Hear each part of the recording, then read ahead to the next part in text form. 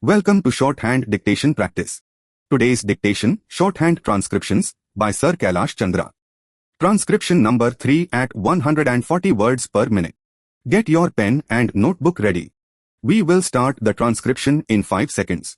5, 4, 3, 2, 1. Start. Transcription number 3. I am thankful to you for having given me this opportunity long last to say a few words on the budget. Already much has been said, and I think the finance minister has come in for his share of congratulations as well as criticisms. So, there is not very much to say, but I should like to say a few words. The increased development expenditure and the absence of any new taxation has earned for the budget a good response even from the businessmen. I specially welcome the relief given to the middle classes by raising the exemption limit of income tax in respect of personal income. No doubt this is some relief to the middle classes. But I would request the finance minister, if he could, to raise this exemption limit from 4,000 rupees to 6,000 rupees, as that would give substantial relief to the middle classes.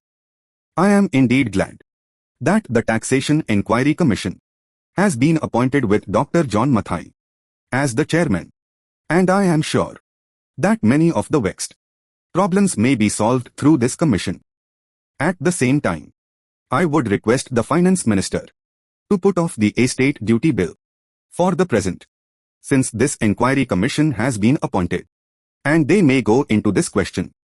For I feel that it is not an opportune moment to put on more taxes on the people. Already, as Mr. Gadgil has pointed out, there are so many taxes on the people. The people are overburdened by taxes, and they are just trying to recover their stability. So, in regard to estate duty, I would ask him to consider about it. My reason for asking it to be postponed is, as I have said, that the people are still facing economic distress, and then our government is not able to offer the amenities which other countries have, where the estate duty exists, such as free compulsory education for children, free medical aid, homes for the poor and the destitute, old age pension, etc. So, my humble suggestion is that this point may be considered by the Taxation Inquiry Commission. I agree that there is a brighter side of the picture, and that instead of continually harping on our poverty, we should also see the bright side. We are making encouraging progress towards laying the foundation of a welfare state. With the cooperation of all and the implementation of the 5-year plan, I am sure, sir, that we should be able to lay the foundations and fulfill the dreams of India. It is indeed encouraging to know from the finance minister that there is a tendency of lowering food prices all over the world. And in that case, the prices in our country too would be lowered. Regarding defense, for obvious security reasons, I do not agree with my friends who say that the expenditure should be curtailed. It is not advisable to take any undue risks and slacken the defense arrangements. Indeed, defense is one of our valuable assets, although, strange to say, there seems to be adverse opinion in some quarters. I agree with what General Karyappa once said, that God and army are remembered only when there is trouble. The army consists of the most disciplined and loyal set of young men. It would not be proper to effect economy in the pay of these brave officers, as it would not be an incentive for the right type of young men to join the army, and it would become ineffective and inefficient. I believe already officers who were drawing 1,400 rupees are now getting only 700 rupees and about 100 rupees as allowance. That is, they are getting about half of what they were getting before. It is very hard for those officers on field duty to establish separate establishments for their families and for their children, and I would specially appeal to the finance minister to see that the family allowances may be restored To those officers who are on field duty, economy in army could be affected.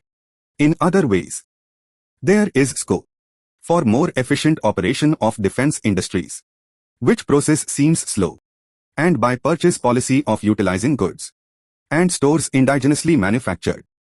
Preference should be given to country-made war materials, such as could be produced here, and they would be cheaper than foreign-made goods. I may also suggest that the armed forces, who are not on field service or under any operational commitments, could be utilized for giving military training to the youths in schools and colleges which would teach discipline and loyalty. The university authorities should make military training as part of their compulsory education, just as they have adopted social, domestic and political sciences.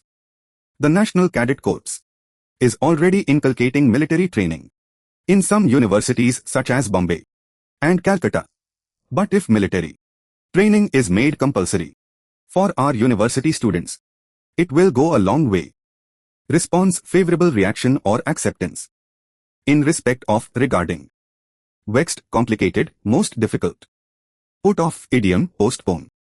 Estate duty, tax pay by inheritors of property left behind by a deceased parent. Opportune, proper. Stability, strength recovered after being shaken. Economic distress, financial difficulty. Amenities, facilities. Destitute, a person left alone and utterly without money. Harp on, idiom, repeat a thing, creating displeasure in the listener. Welfare state, a country where the public is prosperous and happy. Curtailed, reduced. Advisable, advantageous. Slacken, lower the quality, make lazy. Assets, most valuable things. This completes today's dictation. Practice well and see you in the next session.